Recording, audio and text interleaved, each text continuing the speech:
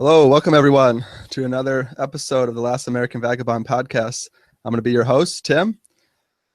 So I wanted today to talk about a subject that doesn't actually get much attention, even in the alternative media. Some things here and there, but it's kind of a, shall I say, taboo topic in some ways, although I do start to see it coming out, and that is nuclear 9/11.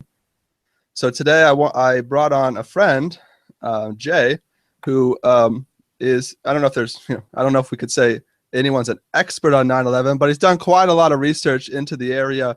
And so I wanted to pick his brain a little bit about just what nuclear 9/11 is, what the theory behind it is, and kind of explore the topic a little bit, because I think there's a lot of people that are unfamiliar with this theory and what might have happened. So, Jay, Hey, wanted Tim. to first, give a little bit of, just for anyone, most people listening to this are probably aware that 9/11, the official story, isn't true, but maybe give a brief explanation first on just some of the reasons why we shouldn't believe the official story in case anyone's kind of new to the subject. Right. And I guess I should preface this with saying, man, a year ago, I was so done with 9/11.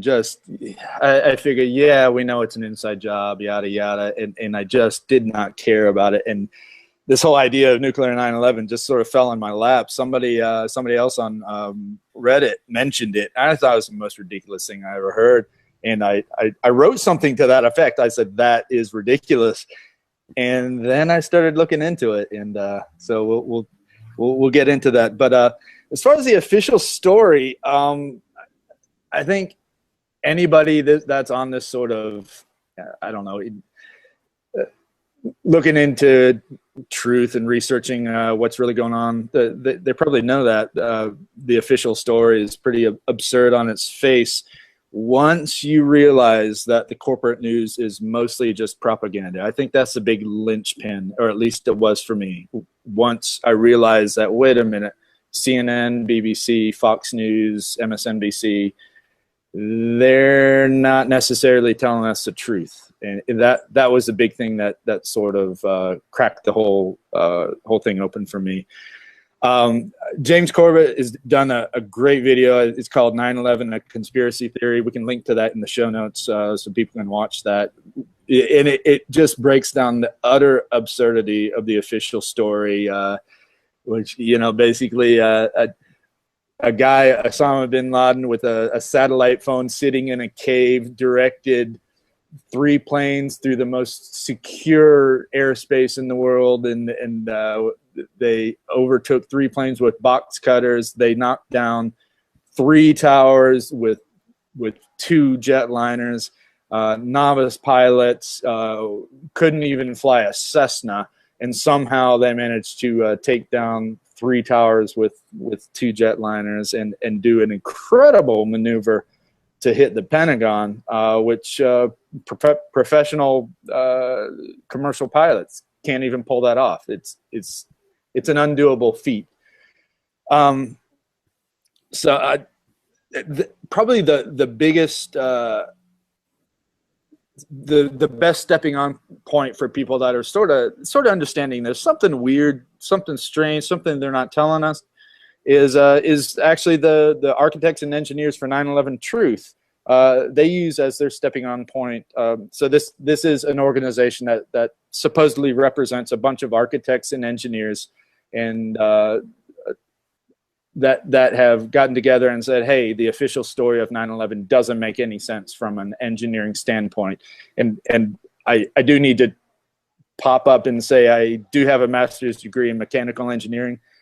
I don't think it's necessary for any of this. You don't need to do equations. You don't need to do math to see what's going on and what's going wrong with the official story. Anyhow, architects and engineers for 9/11 Truth, they kind of focus on the on Tower 7. A lot of people, well, they know that Tower 1 and Tower 2 fell, but a lot of people don't know, but they're starting to catch on. Tower 7 fell, and it was not hit by any airplane. It was hit by some falling debris from the bigger twin towers, and there were some fires. But never before in the history of mankind has a steel skyscraper fallen due to massive fires. It just hasn't happened. And these fires actually weren't all that bad. It was, depending on how you look at it, 3 or 4 floors had furniture fires. And my God, if a 50-story building is at risk of utterly collapsing into its own footprint from office fires, we need to evacuate every major city around the world, because it's not safe. You know, you get a fire, and hey, the whole thing could fall down. Come on, that's absurd, absolutely absurd. Especially when you know at free fall speed, to bring down 3 buildings. Yeah, not just one, but to bring down all 3 into their own footprint, all in the same day. I mean, people don't understand, bringing a building, especially as tall as the Twin Towers, into their own footprint is an incredibly tough task, to say the least. Especially the tallest building ever demolitioned is only like a third of that size. Yeah. So this feat's never even been done before, let alone to 2 buildings that tall, and then a third one where no plane even hit. So yeah, we could go a lot longer. You know, also like all the NORAD fighter jets that are supposed to intercept anything that's going off path in the airspace, all of them happen to be doing some simulation away that day. Yeah. But you're right. We'll send some links, and we'll put some links in the show notes for those people who maybe want to look a little bit into it, or maybe a little new to this field. I doubt there's that many, but you never know. You know, everyone's waking up at different times. So well, so anyways, let's move a little bit forward here. Yeah. So let's focus a little bit on nuclear 9/11. Now, we'll go a little bit later into to the other theories maybe, and why those might not work. But I know a lot of people have, you know, like architects and engineers, they're going to more of a controlled demolition. You know, you have the free energy, or the free energy type device that Judy Wood promotes. Right. Now, what is nuclear 9/11? You know, give an explanation of what it is, and what is some of the evidence that's pointing to this. Okay. So nuclear 9/11, we're just kind of using that as a shortcut to refer to the fact that World Trade Center 1, 2, and 7 were demolished by subterranean thermonuclear demolition devices. And subterranean is very important, because when most people think about a nuclear bomb going off, and these weren't bombs, they were demolition devices. These weren't weapons, I should say.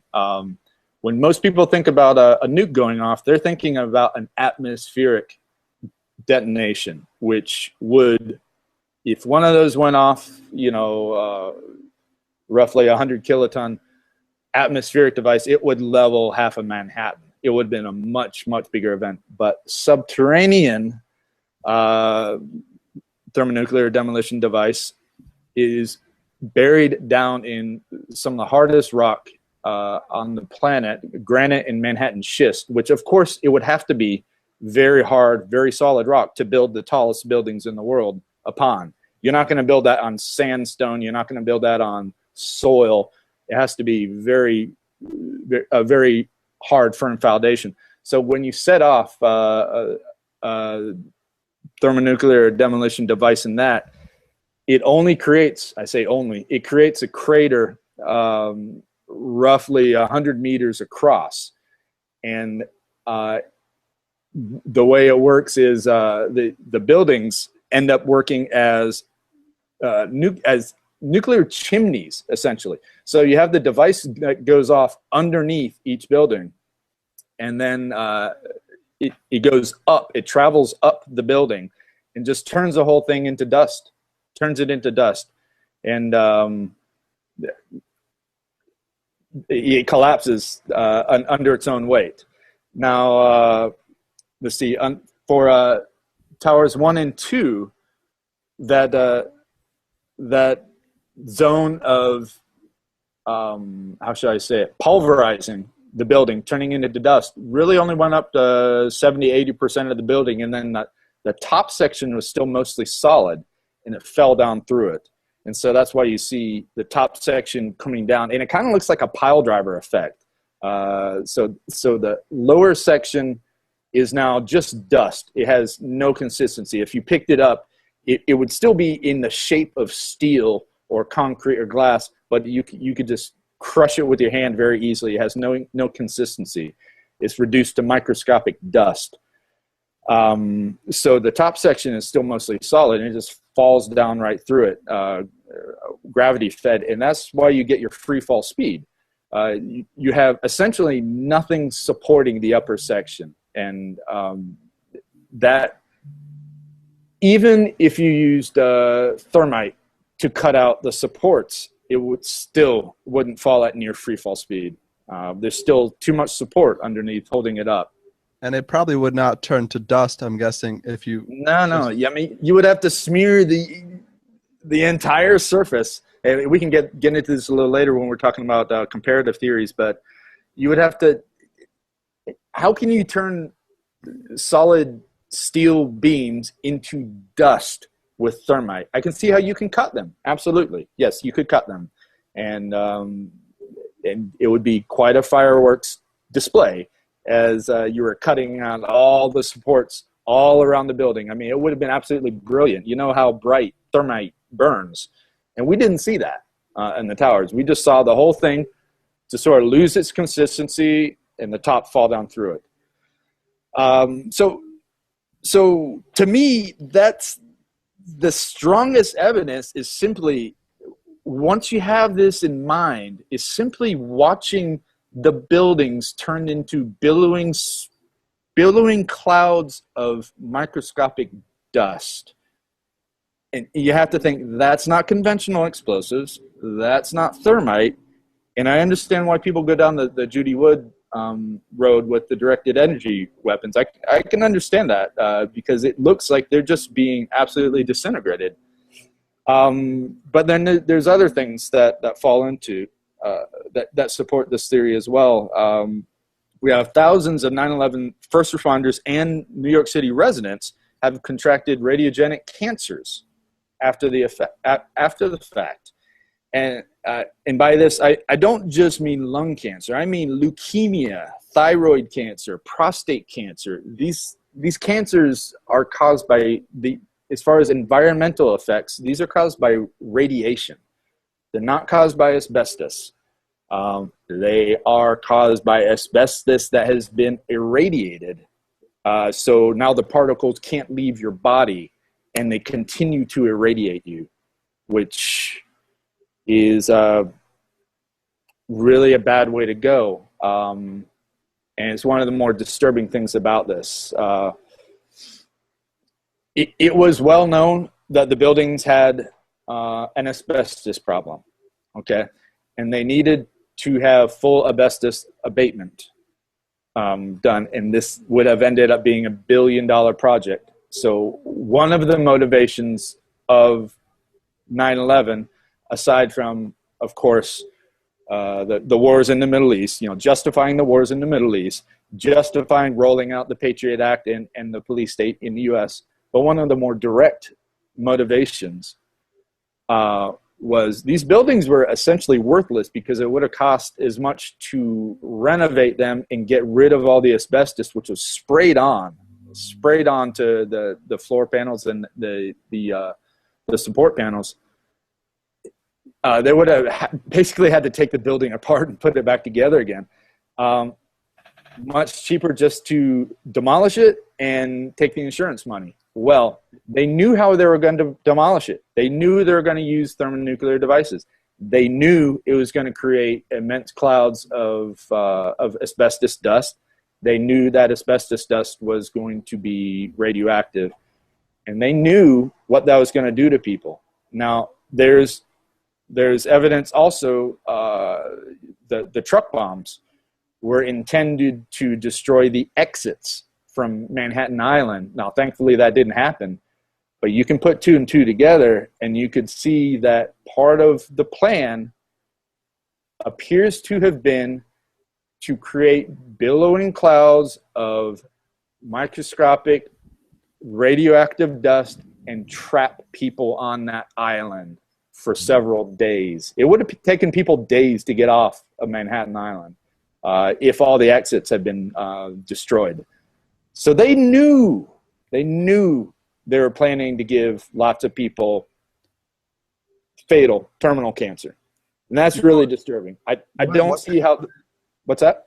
I would say one thing I found also very ironic, because we do know that they were heavily filled with asbestos. I mean, yeah, like you said, the buildings were literally worth hardly anything. It was going to be a massive project. Yet Larry Silverstein bought the buildings pretty like a couple months before, took out a massive insurance policy that above normal on both buildings, had a double insurance policy, which he made billions off of afterwards. And this wasn't like it was unknown. It was known that these buildings had heavy asbestos problems. Yeah. So the fact that he took such a large, it's a dumb business move to, I mean, using any logic. So that again, very just out of the ordinary. Not a dumb business move if you take a multi-billion-dollar insurance policy on him. The guy ended up making more money than either you or I are ever going to see in our lives. But you know, we're not psychopaths, so we can't do business moves like that. So one of the other essentially the first responders and New York City residents essentially serve as our Geiger counters. I'll post we'll put in the show notes a listing of all the 9/11 related cancers, and people can just peruse them. There's been a 9/11 health care fund, essentially, was set up. I think it recently has been canceled, but I believe that was set up to quiet this whole issue with the radiogenic cancers. The people like applying for compensation with this fund, they were given certain doctors to go to, and you can guarantee those doctors didn't say, "Yep, you have this leukemia due to radiation exposure from 9/11." No. That didn't happen. So this whole fund that was presented as a good thing for helping people out, it was really just part of the cover-up.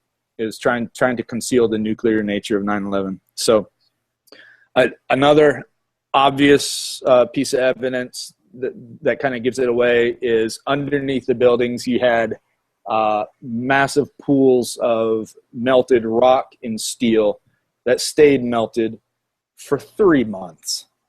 3 months, okay? You know, we've all seen thermite burn. It's super hot, and then it's done, okay? It doesn't continue to burn for 3 months. And they also, the demolition devices left craters under each building where they went off, because each one of those, according to Dmitry Kolosov, these were 150 kiloton demolition devices, and that's going to create a 100-meter diameter hole crater, and that's essentially what we saw. So it's funny. In, I believe it was 2008, an article came out among several news outlets that said, "Wow, in cleaning up after 9/11, we found these potholes that were caused by glaciers under each of the buildings. Isn't this an interesting geological find?" And you just got to put on your, it's not even your engineer hat, your junior engineer hat, to think, okay, really, are you trying to tell us that they built some of the tallest buildings in the world on top of fill dirt? No, they built it on solid granite, okay? And some pictures leaked out. And actually, photography was completely forbidden down in this area. We have pictures with signs that prove that. Photography was prohibited, but still some pictures leaked out of the craters. They had to explain those craters somehow. And they're really interesting looking pictures. You see the melted rock and such coming down. So So yeah, any other evidence you wanted to go over? I know there's a lot more, and we'll try to leave some links so people can explore all this on their own. I know I had one, and can correct me if I'm wrong, because you're a little bit more versed in this, but I have, obviously I've looked into it a bit, that there was a mushroom cloud coming out of the top of the building, whereas if it was a demolition, you would see most of the smoke go directly down and out. And while you do see some billow out to the right, you do see a mushroom cloud coming out of the top, which signifies somewhat of some type of nuclear demolition. Is that correct? Yeah, well, to my eye, and of course this is colored by what I know about the nuclear demolition, they look like mushroom clouds. Just watching the demolition of each building, it looks to me, I see a mushroom cloud when I looked at those things. Another thing is the lack of rubble. If it was thermite, and suppose there was a thermite cutting charge every meter or something to cut it into a whole bunch of little chunks, you would have a lot more rubble. You wouldn't. What happened on 9/11 is the buildings essentially turned to dust and blew away. So there was very little rubble. Right. I find that a very telling sign personally. Yeah. The complete lack of rubble for a building that big. You would have way more rubble than what we saw. I mean, a fire cannot turn all that steel and all that stuff to dust. You would, I mean, if the building was to fall from the plane as well, you would see it probably, first off, not go into its footprint, especially both. But the complete lack of rubble has to be somewhat of a telling sign to people. Well, I don't really know how else to explain it. Imagine if it did go according to the official story. Now we have a brand new demolition technique. All you have to do is sprinkle a few thousand gallons of jet fuel at the top, and then whack it with a wrecking ball. Light it on fire, and then whack it with a wrecking ball. And even if it's a building that's 3 times the current world record, the current world record for building demolition is only 32 stories. It was the Jefferson Building, I think, in Philadelphia. But yeah, I think that's right. But here's an interesting detail. The company that did that world record demolition, world record. So this is a world-class demolition company. This is like the hardest jobs in the world. The name of this company is Controlled Demolition Incorporated. Now get this. They are the company that was hired to do cleanup at the World Trade Center after 9/11. They also, another one of their jobs, and you can look at this on their Wikipedia page. This is very public. They also did cleanup after the Oklahoma City bombing. So to me, come on. We know who did the demolition of the World Trade Center. We know who did it. I mean, I think that's from a technical standpoint. Okay, if you're going to do a demolition like that, you need expertise to do it. You can't have, a bunch of Muslim terrorists do it, or say a bunch of intelligence guys just, we'll plant C4 here and there, and we'll plant some thermite. You need a world-class demolition company to bring those buildings. Those demolitions were works of art. If you look at them if you were a demolition guy and you were looking at those demolitions, you would have to stand back and applaud. I mean, absolutely fell down directly into their own footprint. One more quick point before we move on to the next question. Yeah. When they built these buildings, they had to have a plan in place. I think it was right. It's a law by the city or the state or whatever. Yeah. You have to have a plan to take them down. And was thermonuclear demolition not the plan they gave to take these down at the time, or am I wrong about that? No. I definitely believe that was the plan from the very start. So when the buildings were constructed in the late 60s, early 70s, it was already planned that they would be taken down by thermonuclear demolition. And, I know we're talking about the 60s and 70s, but nukes were fairly conventional technology by then. Even today we have people trying to talk about nuclear devices as if there's some kind of crazy space age thing. we've been doing this since the 40s. You know, this is a very well-known technology. So if you want more technical detail, the best resource I could recommend is Dmitry Kalazov's book, 9/11thology, The Third Truth About 9/11. And he has graciously made this book available freely on the internet. It's almost 1,100 pages, very, very detailed. I mean, just excruciating detail in this book. We'll put a link to that in the show notes. And he's also done an excellent interview. And this is really what turned me on to the whole idea. Yeah, I've seen it. It's a good interview. Anyone out there, we'll link that up too. Definitely something to check out if you don't have time to, you know, I know a lot of people don't have the time, or I haven't even read the 1,100 page book. And it's a dry read. It's full of very technical information. But it's also very good, very well researched. Lots and lots of detail in there. So, so let's move on here. Why now? So let's talk about why maybe the other alternative theories, mainly the controlled demolition, using thermite and some type of controlled, explosives, right, and also the directed energy theory. Why is nuclear 9/11 a more plausible theory than these other two?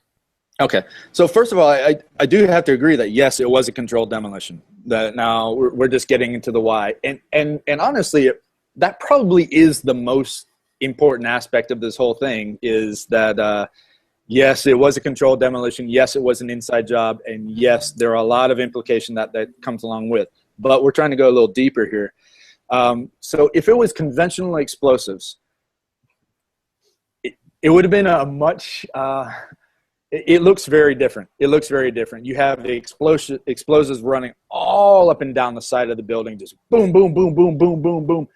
And that boom, boom, boom would have been going on for not just 2 or 3 seconds. It probably would have been going on for a solid minute.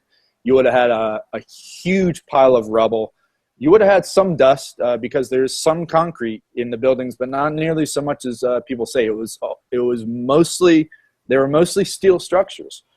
And it's that steel and the entire contents of the building turned to dust. One other thing we don't see in the rubble, we don't see the elevator cars. We don't see filing cabinets. We don't see bathroom fixtures. We don't see thousands and thousands of miles of pipe, of wiring. None of that was in the rubble. You see little fragments of cell phones.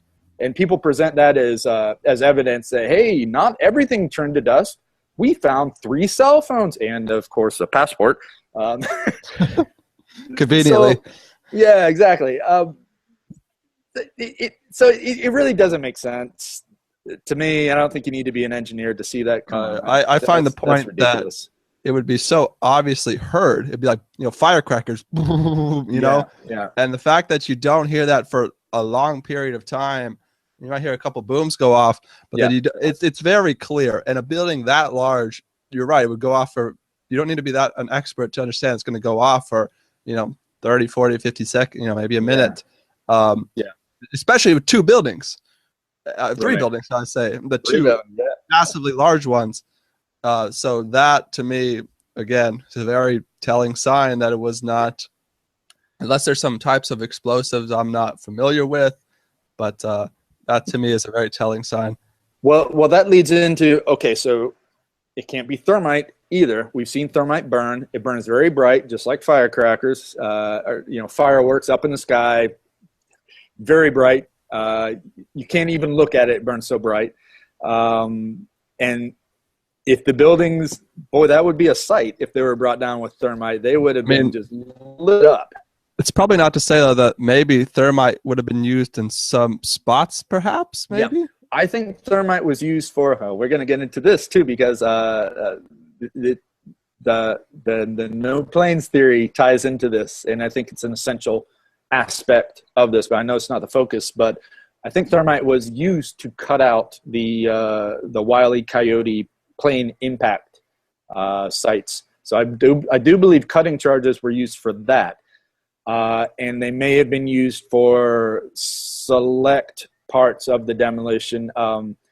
part of the preparation for setting off the primary thermonuclear devices is they had to clear the elevator path all the way from the basement all the way to the top.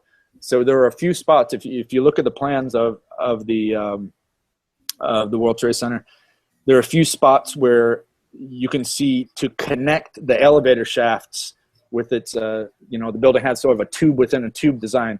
To get that tube continuous all the way from the bottom to the top, there would have to be some blasting done. So it is possible that thermite was used as cutting charges in there. But we also hear reports of secondary explosions before the primary collapse. I call it a demolition, but in mainstream they call it a collapse. There were reports of other bombs going off within the buildings, and I believe that's what they were. They were clearing the pathway for the nuclear charge to go up and, as Judy Wood puts it, dustify the entire building. Not the entire building, for 1 and 2. Most of the building. Now, building 7, it was the entire building because it's a short building. Why then, so going to the other theory, why would directed energy maybe not be, why do you think it's not more plausible than nuclear 9/11? Okay, so I like Judy Wood's work in that she's compiled a lot of really good photos, and she draws a lot of attention to the fact that the buildings turn to dust, and that is a major, major, major point. They didn't collapse into sections of steel beams. They turned to dust and they blew away. And that's huge, okay? But the energy required to power a directed energy weapon, and these things do exist. They're on Navy ships, but they're not anywhere near the scale that would take to turn an entire building to dust. They're still working on trying to shoot down missiles with these things. Okay? 3 buildings, not 2. Yeah. Yeah, exactly. And even still, they're powered by the nuclear reactor of the ship itself. So the power required to take out a building is going to be on the order of a medium-sized thermonuclear reaction anyhow. So why not just use that directly? And the other thing, how are you going to get this nuclear reactor onto a satellite? I mean, that's a pretty big, bulky, heavy device to be launching onto a satellite. So she also says, well, no, maybe it was some kind of cool Tesla technology they used to power these things. And, at some point, if you're going to go into the unknown, when you have a very conventional, well-known technology, thermonuclear demolition, that answers all the questions anyhow, I don't see the point in bringing up completely unknown speculative technologies when you have technologies that exist, that are well-known, that would do the job very well. One of the other things she says, and it's been a while since I've looked at her work, but she says everything was cool, I believe. And I hope I'm not misrepresenting, but she says the hot spots underneath the buildings, we had molten steel and molten rock for 3 months. She says that just didn't happen, and that's just misinformation. I guess that's the only way they can approach that, and just say it's misinformation. But we have a lot of information that says no. They were melting the responders' boots for over a month afterwards. They couldn't walk too long on the surface because it would melt their shoes. So I believe that the purpose of the Judy Wood directed energy weapon is simply to act as a sort of limited hangout, controlled opposition to cover up the nuclear demolition. And it could also possibly just someone with a theory who could be. Just be a little bit off. I mean, It could be. I'm kind of open to either of those. It certainly could be. Another thing that kind of sets me off, if you try discussing nuclear 9/11 online, always you have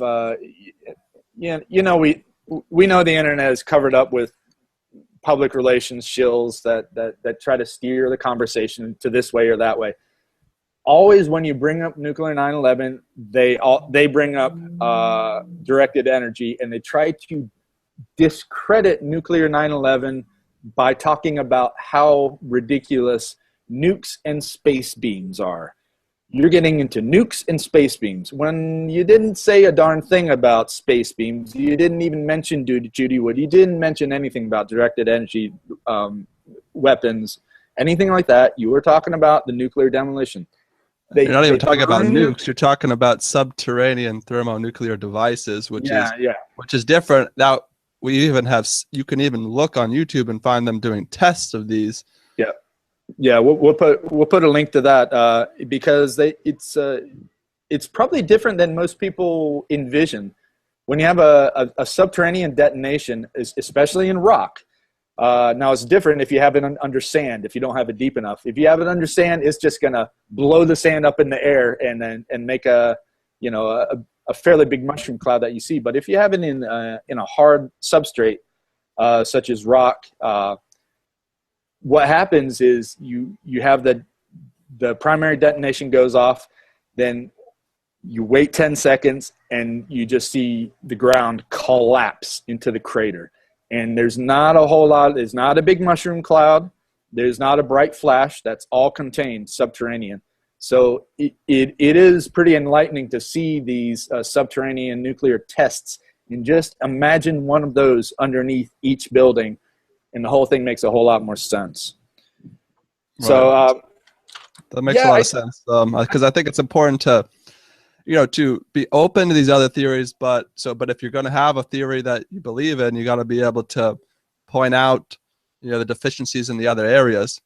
So I think there's a lot of debate on I find it interesting. Nuclear 9/11 is the one that gets repressed the most, which could be very telling, to be honest.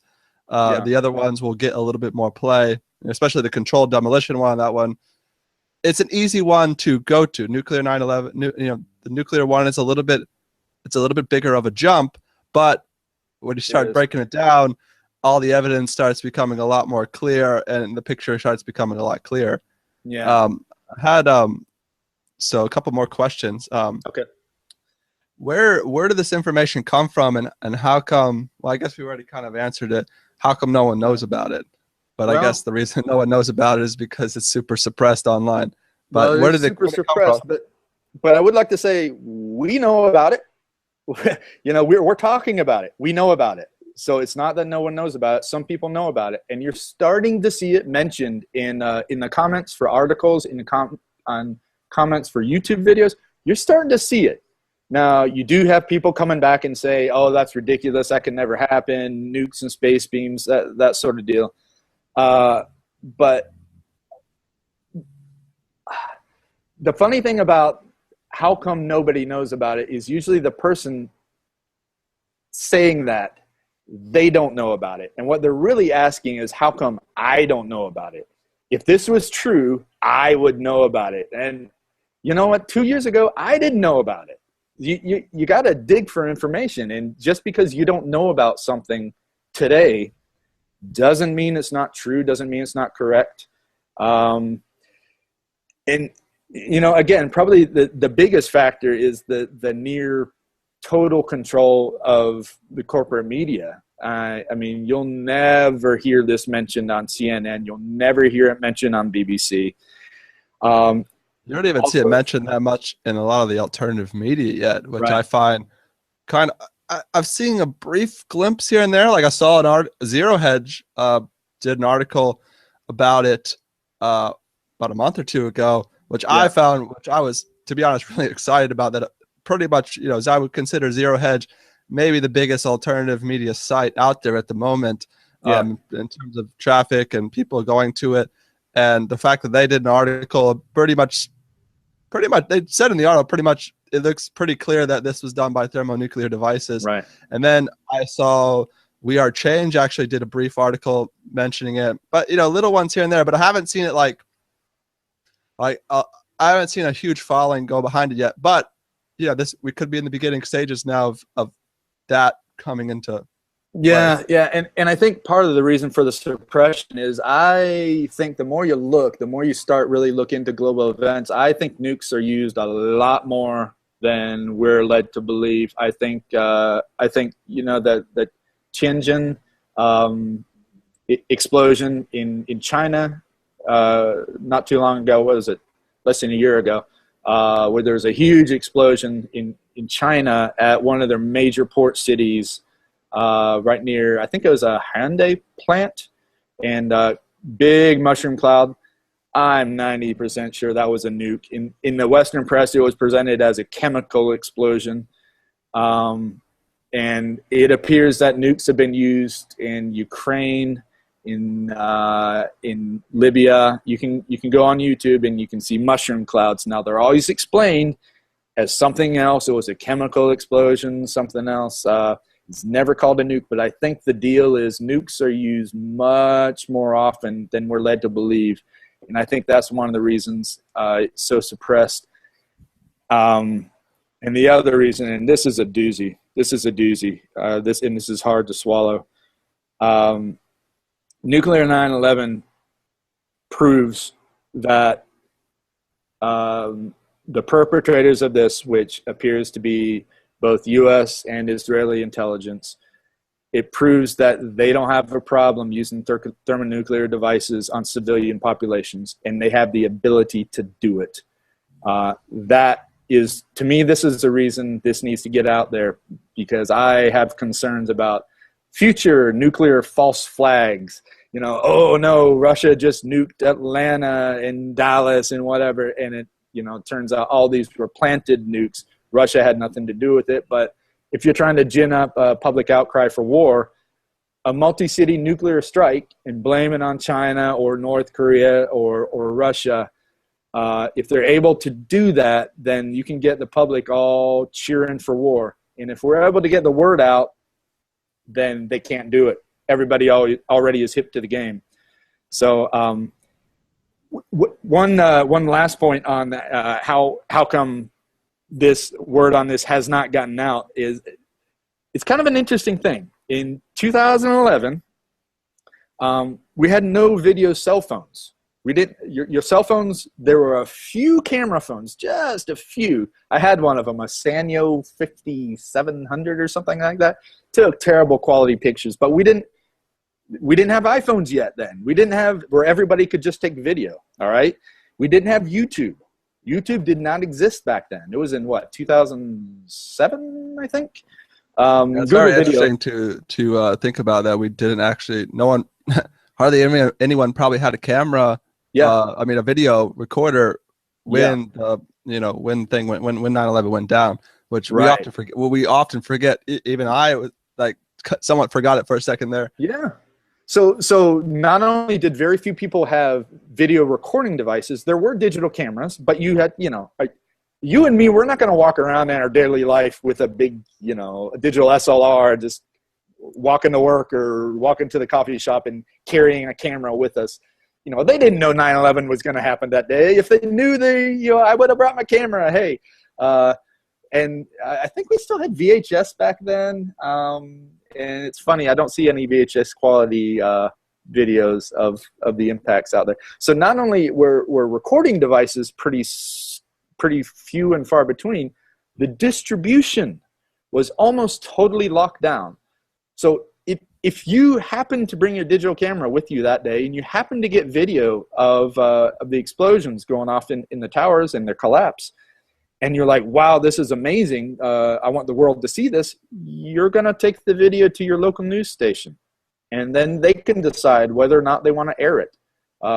They can decide whether or not they want to pass your name on to intelligence agencies and, hey, go have a talk with this guy. And, maybe he needs to sign a document that says he'll not tell anybody what he saw that day.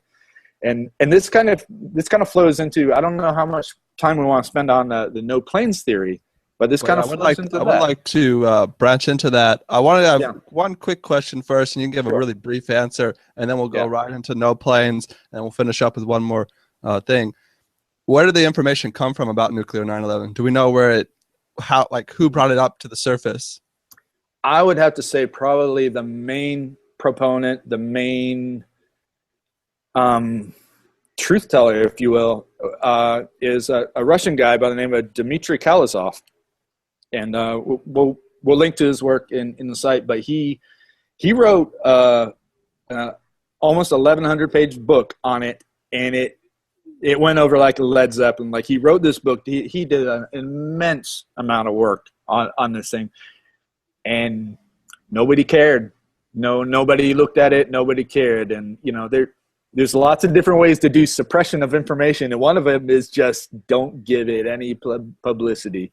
Or maybe some people saw it, but they didn't. They made sure no one else saw it.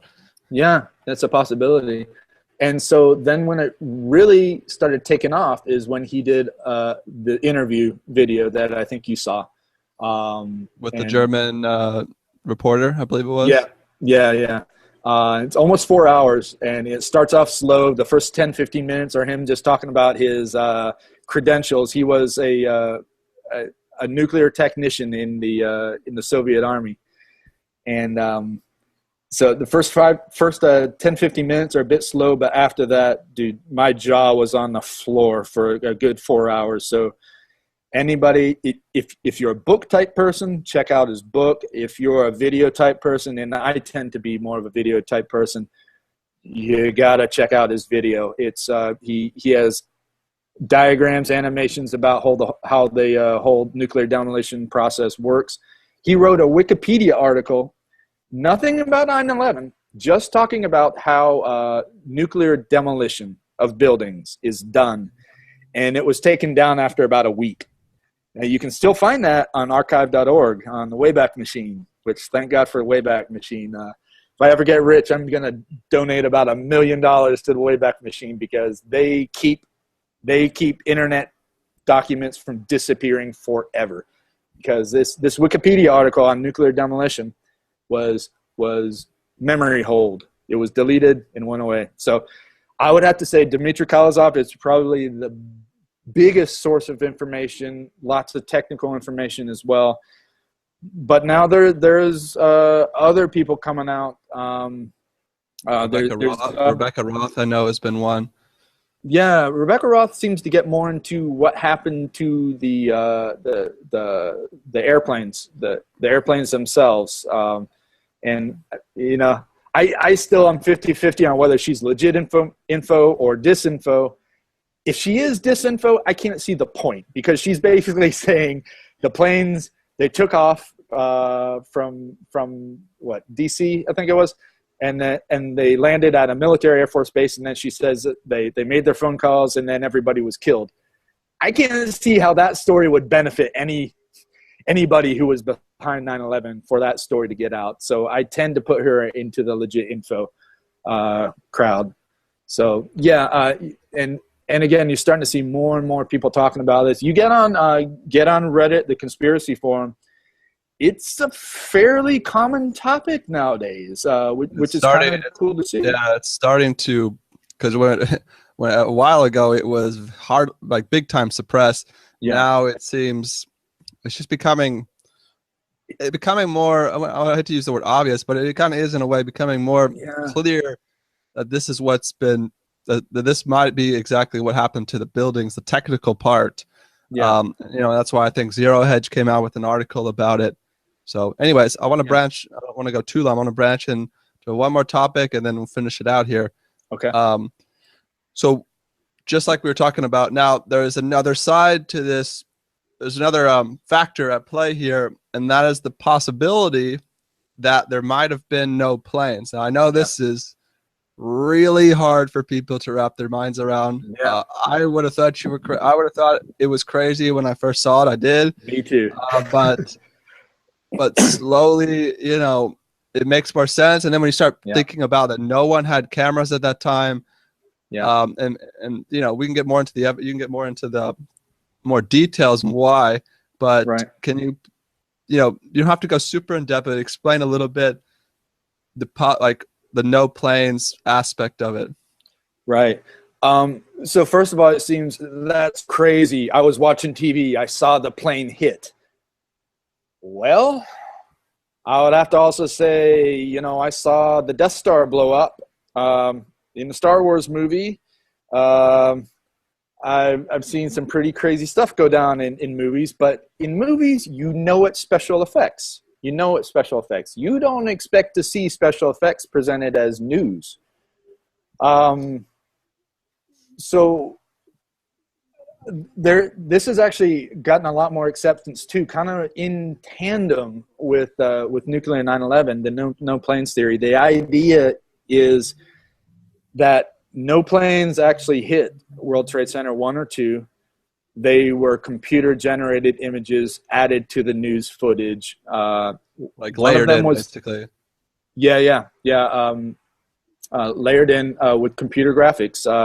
And there's a few videos out there that explain the whole thing, and they break it down. And it actually was pretty bad computer graphics. The chopper view of the impact of the South Tower is probably the worst. You can actually see the plane impact. You see the nose come out the other side of the building intact. This is because they screwed up the layering, the matte line on there, and then it quick fades to black. As the technician realized, oh crap, they were trying to do it live, but the problem is they were using a video feed from a chopper as their video source, and the camera moved just a little bit, and so the section on the screen that was supposed to cut off the plane, the graphic, and no more graphic here, it moved a little bit to a few meters on the other side of the building, and you see the entire cockpit come out the other side of the building after, nose cones of 767s and 757s for that matter, they're made of plastic. The plane is made from aluminum, thin aluminum. Look at the construction of the World Trade Center. It is, at that level, it is steel box beams, 2.5-inch thick steel box beams. So this plane would have had to cut through box 4 layers, beams, right? 4 layers.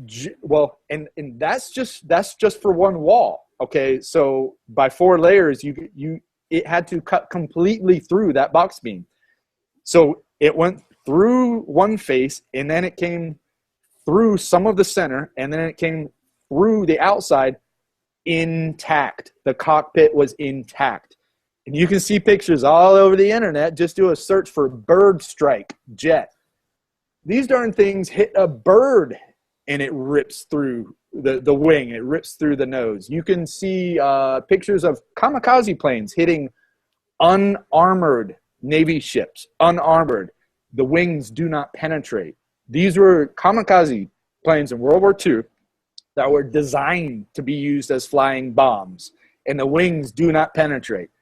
In fact, you can't even stand at the end of the wings of these of a jet because they're too fragile. A human, 200-pound guy standing at the end of the wing could damage it, and yet we're supposed to believe these things cut right through tank armor, thick steel. It's actually many times thicker than some of the older tanks. Cut through it like a hot knife through butter. That doesn't make sense. And then you examine the outline holes themselves. There are straight cuts across. If you look at a close-up of the impact, we'll call it the impact, Wile E. Coyote impact hole, they're straight cuts. They were done, I believe, with thermite, and it's not physically possible. So what is possible? Some people say, oh, maybe they use holograms. I don't think that's necessary. I think computer graphics, you have some paid actors to say they saw the jets hit the buildings. And there's an excellent video, Harley shirt guy, where he's a known actor, okay, a known crisis actor, and he tells how he saw the plane ream into the side of the building, and then the whole thing just collapsed just because he used a really unnatural phrasing for it, because I guess the internal damage from the fires was just too intense.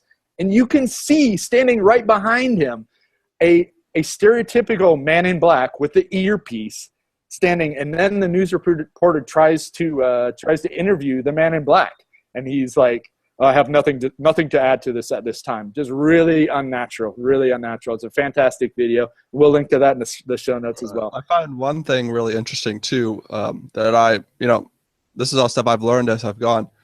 Planes, we often think that the plane was going at like full speed into it, when planes cannot fly at that speed, at that altitude, because the air is too thick. And people don't understand that the planes are, like you said, made of really lightweight material, aluminum, I believe.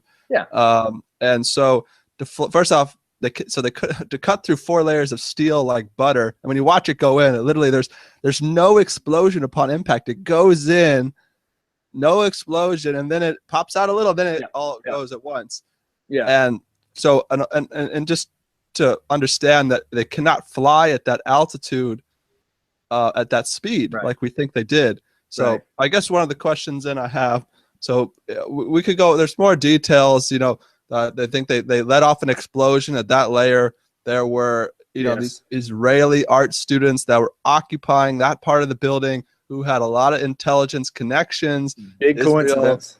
Right. And so we could go on to that, but not only that, I was just watching a Mark Passio video where he gets into the occult significance of what floors were hit. The 93rd floor in the first tower, the 77th floor of the second tower. And these have very specific occult meanings. And if you're trying to hit those specific floors, also, I think it was in the North Tower, there was computer records of some of the insider trading that went on right before. And just so happened that the impact destroyed all those records, destroyed the hard drives of those transactions. And sorry, we can't prosecute those guys for their insider trading because now we don't have records of the transaction. You couldn't do that with even a missile, okay? Some people think maybe there were drones. They think maybe the flights were taken over remotely and flown into the plane or flown into the towers. They think maybe there were military drones painted to look like the passenger jets. They think maybe there were missiles. They had to hit those floors specifically to carry out the plans that they're wanting to do. So if they were off by just a few meters, their big, silly occult plans wouldn't have worked out the way they wanted to. So to my mind, it had to have been a preset explosive, and it had to have been computer graphics. And one last thing, if you were to do this for a movie, if you were to set up this effect for a movie, okay, suppose you were the director and you had to make this effect of airplane hitting a building in this specific spot, making the plane outline and whatnot, and you only had one take, you had one shot to get it right, okay? And if you got it wrong, you would probably be executed. Would you do it with a practical effect and just hope the pilot, whether remote or in the cockpit, just hope that they hit the building correctly in the right exact spot? Or would you just bail on all that and do it with computer graphics? I mean, to me, the idea is obvious.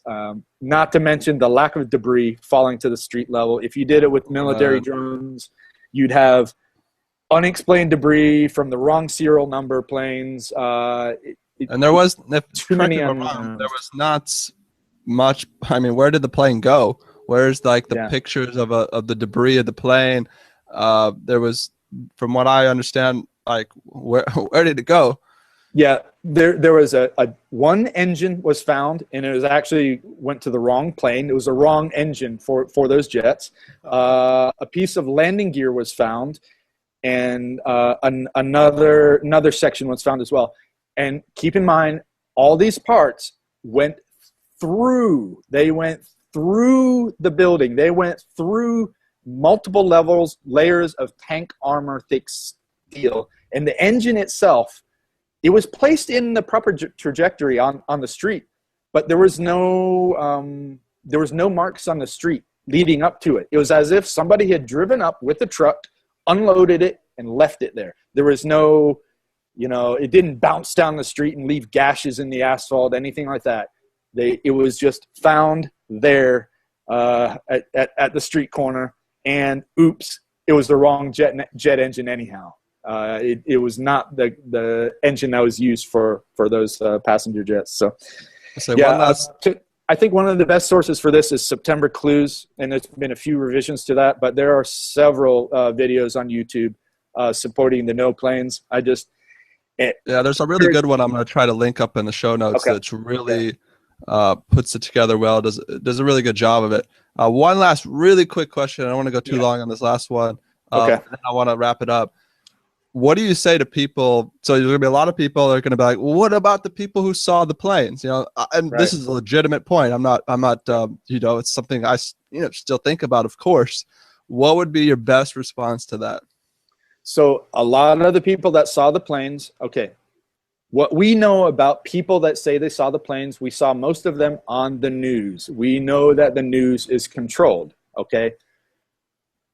We also have some information that says there were loyalty oaths that were forced on to certain people that worked in intelligence agencies, people that worked for banks and such. If you reveal what you saw today, we will we'll freeze your bank accounts, you'll be fired, we'll revoke your passport, and you will become essentially a non-person.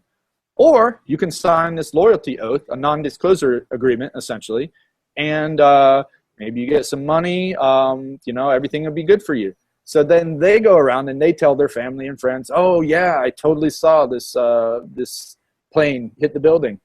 So to me, between the controlled media, which is where most people get their information, and shall I say compromised friends and family members, we get a distorted picture of the event. We also have, there's also lots of people that say they didn't see any planes. There's a video of, I guess they call him the no planes guy. He says, no, there were no planes that hit the building. It was bombs. Bombs went off in the building. There was no planes. And the reporter tries to correct him. No, we're pretty sure it was planes that hit the building. And this guy is saying no. There are conflicting opinions on that, but I would say most of that information is controlled and projected, and it's false.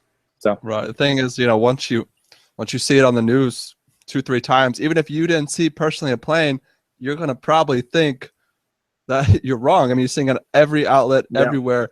And so even if you were there and look, not everyone's going to have, most people within the city are not going to have a clear view of the World Trade Center. Right.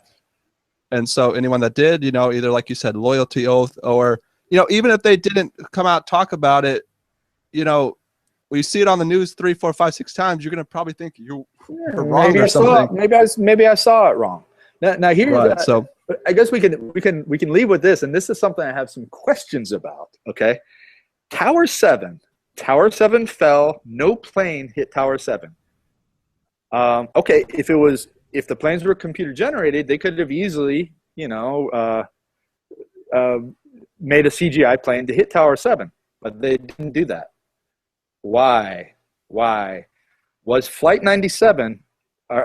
Flight 93, the plane that went down in Shanksville, was that intended to be an actual real live plane to hit Tower 7? Was it? Maybe. And that would sort of solidify the whole, maybe people didn't see the planes in person to hit 1 and 2, but they saw that last one. They saw that last one come and hit Tower 7. That's a question I still have in my mind, okay? Because that was a mistake. Tower 7 has woken a lot of people up. You see that building just fall down. Just I'm tired of standing. It just falls down for no good reason. And that has a lot of people go, wait a minute. Buildings don't just fall down after some office fires. That doesn't make sense.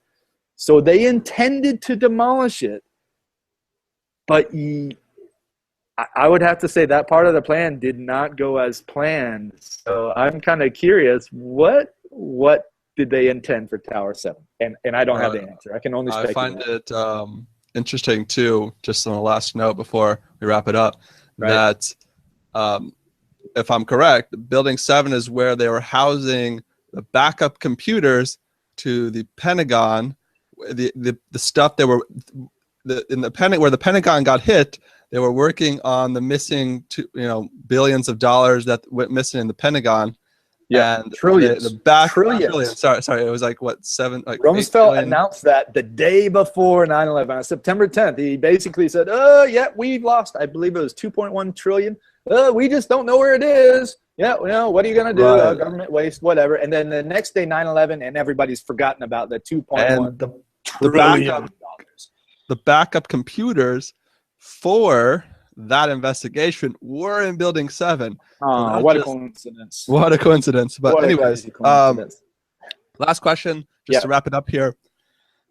Where do you think it goes from here? Do you think the truth ever comes out? Where do you see it going from here? Well, the truth is coming out. It's coming out. We know about it. We're making this podcast about it. It's coming out, but it will only come out through the independent media. It will never come out, unless we have a very interesting future ahead of us, it will never come out via corporate media, because it just implicates way too many people that are in that power structure. It will come out via us people talking about it, sharing with friends. If one of your friends talks about it, you can say, yeah, I've studied that, and I agree, that's what happens, as opposed to, oh, you're crazy, you're a truther, you're a loon. 5 years ago, people that questioned 9/11, they were discredited as crazy truthers, as if seeking the truth is a crazy thing. They somehow I always find that term just crazy. They've twisted you're a truther. They twisted the word truth into a negative. Oh, you're seeking the truth. Ha ha ha. You're crazy. Whoa, no. What? You're not seeking the truth. You're seeking lies. Is that what you're looking for? So, if people that hear this, and maybe one of your friends mentions 9/11, I wouldn't push this on anybody, because people are resistant. When you try to push information on somebody, they're resistant to it. But if one of your friends starts talking about 9/11 and they have some questions about it, get informed. Watch the Dmitry Kolosov video. Watch September Clues, and you have another video that talks about no plans. Get informed so you can be a source of information when they come with questions, because they probably already recognize you as somebody who sort of knows what's up with the government and nastiness that's going on in today's world. So get informed, support your friends, try to spread the word where you can. Do your own research. Make a podcast just like us. We're just two regular guys, that go out. We see some things that are messed up, and we explore. We try to get to the truth, and we talk about it, and we record it and throw it out there. So anybody can do this. This is, we have YouTube, we have Google Hangouts, we have Skype, we have the internet. It doesn't take $1 million studio to do this anymore. Anybody can get the word out. So that's what we desperately need, is just more people getting the word out. I agree. So I really hope that this is something that starts to spread in the alternative media first, because we know it's not going to go to the mainstream media, at least until it's fully aware of in the alternative media. I do see signs of that happening. I hope this video will help people. I'm going to drop a lot of links in the show notes. I really hope this is a topic that more alternative media outlets will explore, and just more people in general. But on that note, just wanted to wrap it up. Thanks anyone out there for listening. Thank you, Jay, for your information. That was very quality. I'm going to, as I said, drop more links to go explore this, run with this topic more. Yep. Don't be afraid. So once again, thanks everyone for watching. If you like this video, please like it, subscribe to the channel. We're going to have more content coming your way. And have a good day. Thank you. Thanks, Tim.